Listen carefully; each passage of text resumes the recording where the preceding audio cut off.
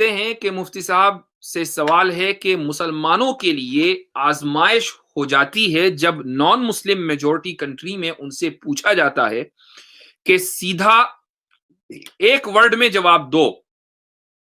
کہ تمہارے لیے دیش پہلے ہے یا اسلام، پہلے شریعہ یا پہلے کانسٹیٹیوشن۔ اسپیشلی فرانس جیسے ممالک میں حالات اور نازک ہو جاتے ہیں، انہیں کیسے رسپونڈ کریں کہ ایز اے مائنورٹی مسلم کو کوئی فتنے کا اندیشہ نہ ہو۔ دیکھیے سیدھی سیدھی بات ہے کہ جس طریقے سے پتھر اور کھانے میں کوئی کمپیریزن نہیں ہے، آپ کے ایک ہے بھئی پتھر زیادہ ذائقے دار ہے یا کھانا یا بریانی، تو آپ یہ کہیں گے یہ کیسا موازنہ ہوا؟ پتھر بھی کوئی کھانے کی چیز ہے، یہ موازنہ ہی غلط ہے کہ دیش پہلے ہے یا اسلام، یہ یا کانسٹیٹیوشن پہلے ہے یا شریعہ، یہ موازنہ ہی غلط ہے۔ جس طریقے سے پتھر اور کھانے کے درمیان جو کمپیریزن ہے وہ غلط ہے، ایسے ہی یہ سوال کرنے والے کے ذہن کے اوپر اس کی عقل پر پتھر پڑے ہوئے ہیں کہ وہ اس طریقے کا سوال کرتا ہے۔ اگر آپ اس کے سوال کو ڈیبنک کر دیں، لیکن بہت سے لوگ اپنی جہالت کی وجہ سے آگے بڑھتے ہیں، کہتے ہیں کہ نہیں، ایسا ہو سکتا ہے کہ آپ کے ملک کا کوئی قانون ہو وہ اسلام کے خلاف ہو،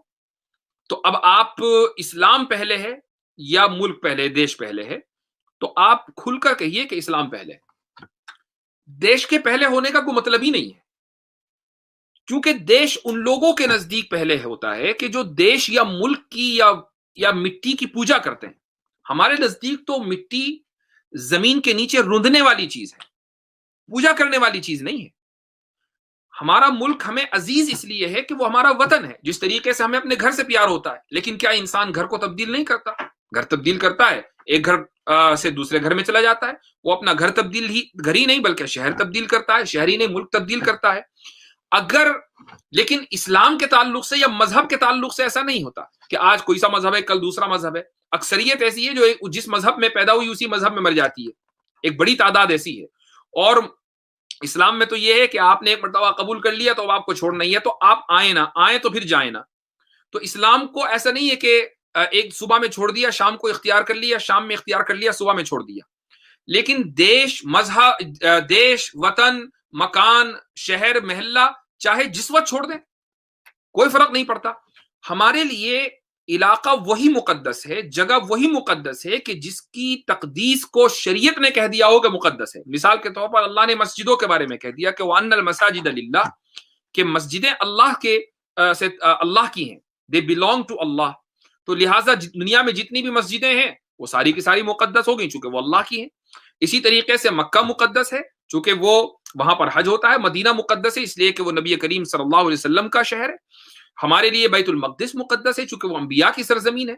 تو جن زمینوں کا اور علاقوں کا تعلق مذہب سے ہے، انبیاء سے ہے، قرآن سے ہے، ہمارے لیے وہی مقدس ہے۔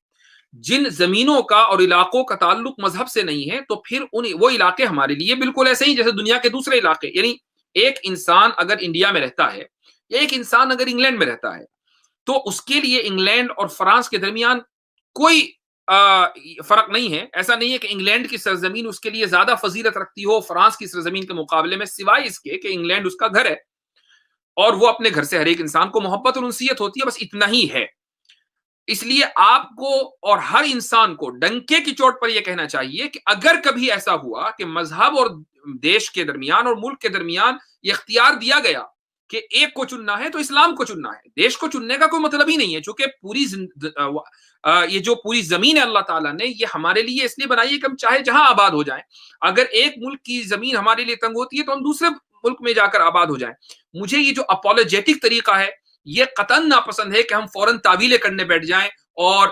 بنیادی طور پر تو آپ اس سوال کو ڈیبنک کریں کہ یہ سوال احمقانہ ہے، لیکن اگر سامنے والا اس پر بزید ہو جائے کہ نہیں آپ ایک ہی لفظ میں جواب دیجئے تو اسلام مقدم ہے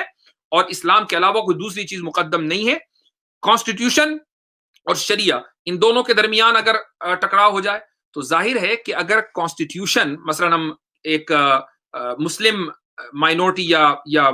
نان مسلم میجورٹی کنٹری میں اگر رہتے ہیں تو وہاں کا ایک دستور ہے،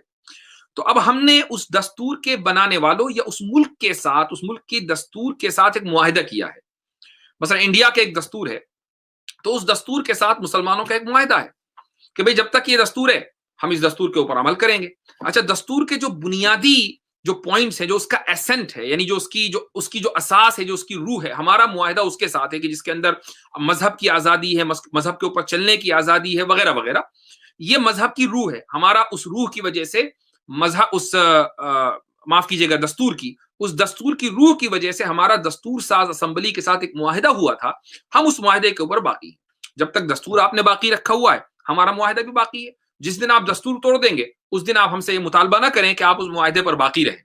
دستور باقی رہے گا تو معاہدہ باقی رہے گا، لہٰذا اس دستور کے اوپر چلنا بھی شریعت کا حصہ ہے، چونکہ ہم نے معاہدہ کیا ہوا ہے،